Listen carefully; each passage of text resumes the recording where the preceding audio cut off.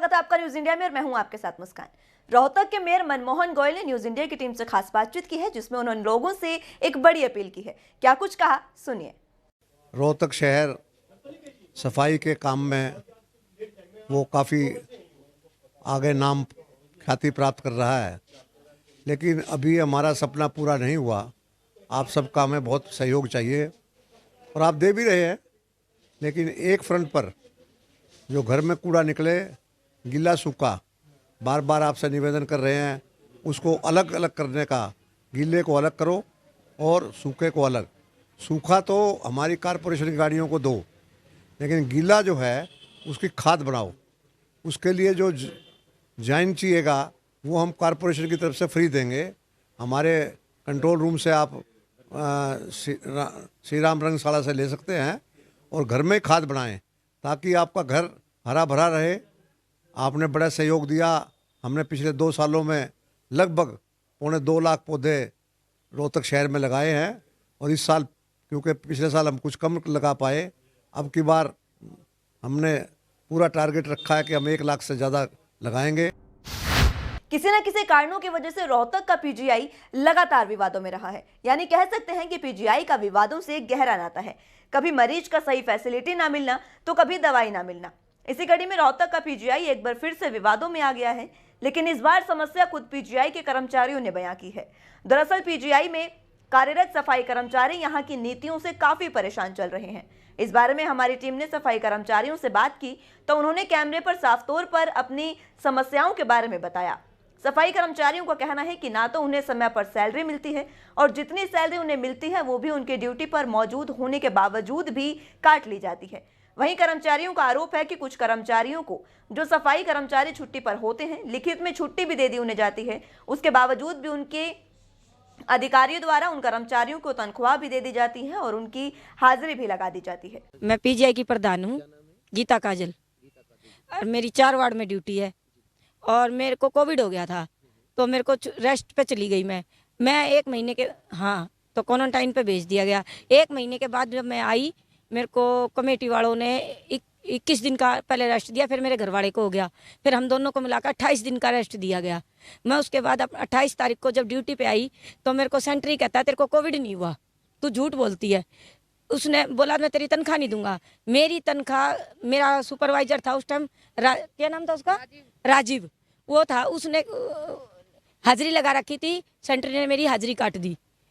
फिर मैं कौशल के पास गई, मेरी तनख्वाह नहीं आई। फिर मैं कौशल के पास गई, कौशल कहता है कि तेरी तनख्वाह प्रशासन पास करेगा, सेंट्री नहीं देते। मैं सेंट्री के पास गई दोबारा कि भाई मेरी तनख्वाह क्यों नहीं दी। कहता चाहे कितना जोर लगा ले, मैं तेरी तनख्वाह नहीं दूंगा क्योंकि तेरे को कोविड नहीं हुआ।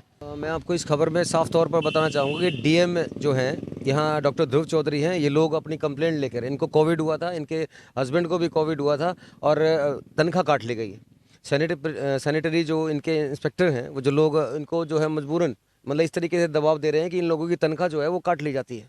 अच्छा, फिर मैं वो बोला जिसको वार्ड में कोविड हो जाता है तो उसकी तनख्वाह नहीं देते। उसके बाद किसी और को कोविड हो गया मेरे बाद वार्ड में ही, मैं उसके पास फिर गई कि उसकी तनख्वाह क्यों आई, मेरी क्यों नहीं आई, भाई मेरी तनख्वाह क्यों नहीं दी तुमने। तो फिर कहता है कि तेरा न कौशल की गलती है, कौशल ने तनख्वाह नहीं दी।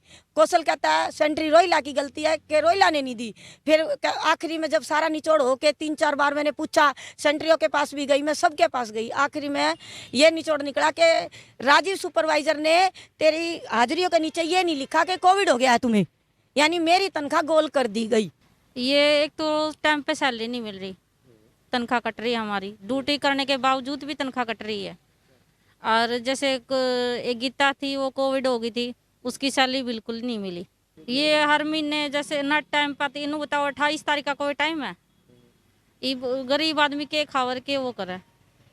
28-29 तारीख को तनख्वाह आती है। जैसे हमारी ड्यूटी पे होने के बावजूद भी सेंट्री हाजिरी, जैसे हम कहीं जैसे चद्दर धोने जा रहे हैं या फिर चाय लेने जा रहे हैं, मतलब कहीं भी सिस्टरों ने भेज दी काम पे, तो उसके दौरान हमारी हाजिरी काट के ऐसे चले जाते हैं। तो ये थे हमारे साथ सुशीला जी, सफाई कर्मचारी हैं। इन्होंने साफ तौर पर बताया कि नगर यहाँ जो अपना सफाई कर्मचारी ये लोग काम कर रहे हैं पीजीआईएमएस के अंदर, इनका कुशल क्षेम पूछने वाला कोई व्यक्ति है। अगर इन्होंने बताया जैसा कि अभी कुशल जी, अगर वो लोग इनका साथ देते हैं तो उनको नौकरी से हटा दिया जाता है, और सैनिटरी जो यहाँ के हैं, जो इनके ऊपर इनको चेक करते हैं, वो कई बार आ जाते हैं तो ऑन ये ड्यूटी पर हैं, लेकिन इधर उधर किसी ने अगर नर्सिस ने इनको काम बता दिया थोड़ा अगर साइड में है तो इनकी हाजिरी काट दी जाती है। इस तरीके से जो है इनके ऊपर जो है वो दबाव बनाया जाता है। वहीं प्रदेश भर में बच्चों को एक खतरनाक बीमारी से बचाने के लिए पल्स पोलियो अभियान की शुरुआत की गई, जिस दौरान बच्चों को पोलियो की दवाई पिलाई जा रही है। इसी कड़ी में रोहतक में भी पल्स पोलियो अभियान की शुरुआत की गई। अभियान की शुरुआत करते हुए रोहतक के सिविल अस्पताल में अतिरिक्त उपायुक्त महेंद्र पाल ने बच्चों को पोलियो की ड्रॉप पिलाई। इस मौके पर उनके साथ सिविल सर्जन अनिल बिरला भी मौजूद रहे। जैसा आप लोगों को विदित है, सरकार पिछले 15-20 साल से इस अभियान में लगी हुई है कि जो भी इस तरह की बीमारियां हैं, और आपको पता था कि एक समय था जब हिंदुस्तान में तरह तरह की बीमारियां जो है वो फैली हुई थी, कि उन सभी बीमारियों को समूल नष्ट करना है, बिल्कुल हिंदुस्तान में जड़ से ख़त्म करना है। इसी अभियान के तहत जो है ये पल्स पोलियो अभियान भी हमारा, इसके राउंड चलते हैं, साल में 1 राउंड या 2 राउंड जैसी भी ज़रूरत होती है उसके मुताबिक सरकार चलाती है। अभी हमारे केसेस हरियाणा में या इंडिया में केसेस ना के बराबर हैं। हमारे जो साथी मुल्क हैं, पड़ोसी मुल्क हैं, या जो आसपास के एरिया है, उनमें थोड़े से केसेस की जानकारी संज्ञान में आई है। तो इसका एक सिद्धांत है कि अगर आपकी लिंक टूट गया, आपकी चेन टूट गई, इसीलिए इसको पल्स पोलियो कहते हैं, तो उससे फिर वो केसेस फैलने का डर रहता है। उसी चीज़ को ध्यान में रखते हुए सरकार ये राउंड्स चलाती है और हम लोग बड़ा शिद्दत के साथ इन राउंड्स को पूरा करते हैं। इसके अंदर आज जो हमारा जो बूथ एक्टिविटीज़ होगी, और इसके अंदर जो 0 से 5 साल तक के बच्चे हैं वो कवर किया जाएंगे। तो रोहतक ज़िले के अंदर हमारे जो अप्रोक्सीमेटली 1,28,000 के आसपास बच्चे हैं जिनको हम इन 3 दिन के अंदर कवर करेंगे। आज हमारा जो बूथ एक्टिविटी रहेगी, और कल और परसों यानी कि 1 और 2 फरवरी को हम डोर टू डोर हमारी एक्टिविटीज़ होएगी। तो इसके अंदर कोई भी बच्चा है वो ना छूटे। कहते हैं कि भाई अगर मान लो एक बच्चा छूट गया तो सुरक्षा चक्कर टूट गया, तो इसलिए इसमें कोई भी बच्चा है ना छूटे, ताकि हमारी जो हार्ड इम्यूनिटी है वो मेंटेन हो सके। वहीं रोहतक में पंच परमेष्ठी की ओर से एक सराहनीय कदम समाज सेवा की ओर उठाया गया है। इस कड़ी में पंच परमेष्ठी युवा मंडल द्वारा संचालित अपना बुक बैंक, वैश्य व्यायामशाला और गौशाला को आज 1 साल पूरा हो गया है। इस मौके पर न्यूज इंडिया की टीम से बात करते हुए बुक बैंक के संचालक विवेक जैन ने बताया कि अपना बुक बैंक में हर तरह की किताबें उपलब्ध हैं, जिनका इस्तेमाल गरीब परिवारों के विद्यार्थियों के लिए किया जाता है। बड़े बड़े कोर्स करने वाले विद्यार्थियों के लिए यहाँ नोट्स भी निःशुल्क अपना बुक बैंक द्वारा दिए जाते हैं।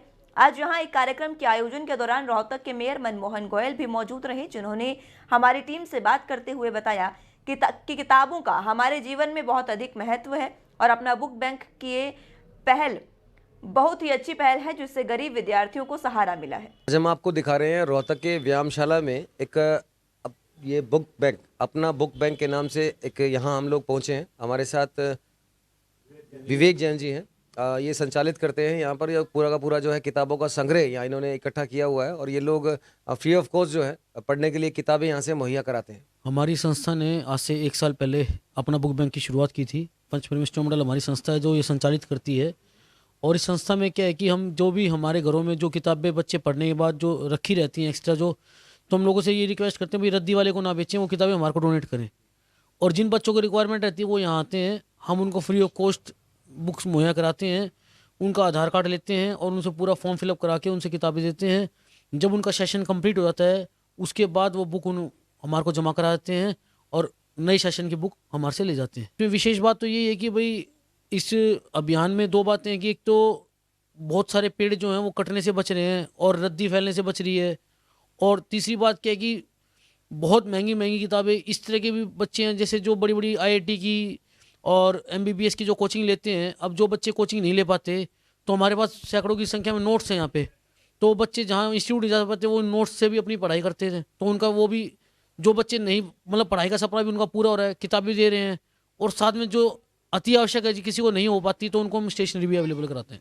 मैं अपना बुक बैंक के सभी साथियों को जो यहाँ पर अपना समय भी दे रहे हैं और अपने मिलजुल कर सब ये इसको बढ़ावा दे रहे हैं, और बड़ी अच्छी बात है इन्होंने पिछले साल का अपना लेखा जोखा दिखाया जिसमें लगभग 20,000 आदमियों ने 20,000 बच्चों ने भाग लिया।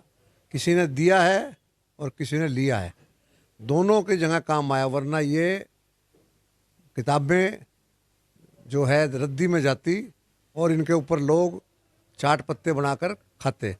अब ये दोबारा पढ़ाई में आई दोबारा पढ़ाई में आएंगे। ये बड़ी अच्छी सोच है इन बच्चों की। वहीं रोहतक में एक स्वास्थ्य जांच शिविर का आयोजन किया गया। ये शिविर जो है वो लॉयंस क्लब आन के तत्वाधान में वैश्य व्यायामशाला गौशाला में आयोजित किया गया। इस दौरान लॉयंस क्लब रोहतक आन के प्रधान लॉयन महेंद्र गुगनानी की अध्यक्षता में Lions club international charter program भी आयोजित किया गया। शिविर के मुख्य अतिथि प्रसिद्ध समाज सेवी उद्योगपति राजेश जैन, बाबा कर्णमुरी जी महाराज ने भी शिविर में शिरकत की और शिविर में डॉक्टरों की टीम के द्वारा 100 लोगों का स्वास्थ्य जांच भी किया गया। लॉयंस क्लब के district governor lion Hardeep Sarkaria, lion R K. Shah, lion Rajiv Agarwal, lions SP Goyal, lions Deepak Tuteja भी इस दौरान विशेष तौर पर मौजूद रहे। नमस्कार दोस्तों, आप देख रहे हैं न्यूज़ इंडिया। मैं हूं आपके साथ विनीत गर्ग और आज हम हमारे साथ लॉयंस क्लब इंटरनेशनल जो है उन्होंने जो यहाँ है एक जांच कैंप का आयोजन किया गया था। आज हमारे साथ सारे के सारे जो पदाधिकारी हैं यहाँ मौजूद हैं। हरदीप जी आए हुए हैं, हरदीप जी से बात करेंगे। जी हरदीप जी।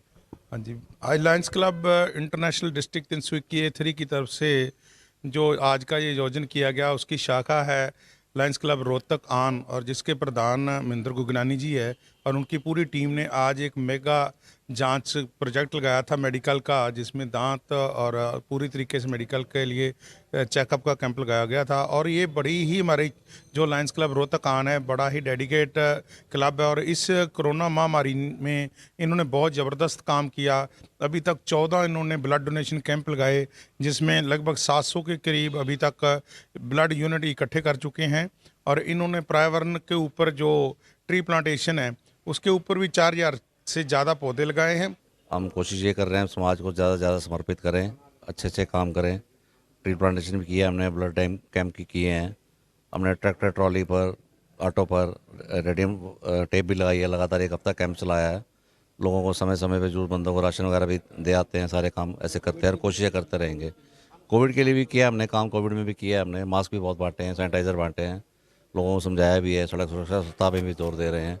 आज हम लोगों ने यहाँ एक मेगा हेल्थ चेकअप कैंप लगाया जिसके अंदर करीबन 500 लोगों ने अपने स्वास्थ्य की जांच करवाई। आज के कैंप के अंदर दांतों का कैंप, आँखों का कैंप, हड्डी रोग विशेषज्ञ और मेडिसिन के डॉक्टर और ब्लड शुगर की जांच की गई। और ये टोटल पूरा कैंप फ्री में ऑफ कॉस्ट लोगों को हम लोगों ने प्रोवाइड करवाया है। फिलहाल के लिए इस बुलेटिन में इतना ही। आप जुड़े रहिए न्यूज़ इंडिया के साथ। नमस्कार।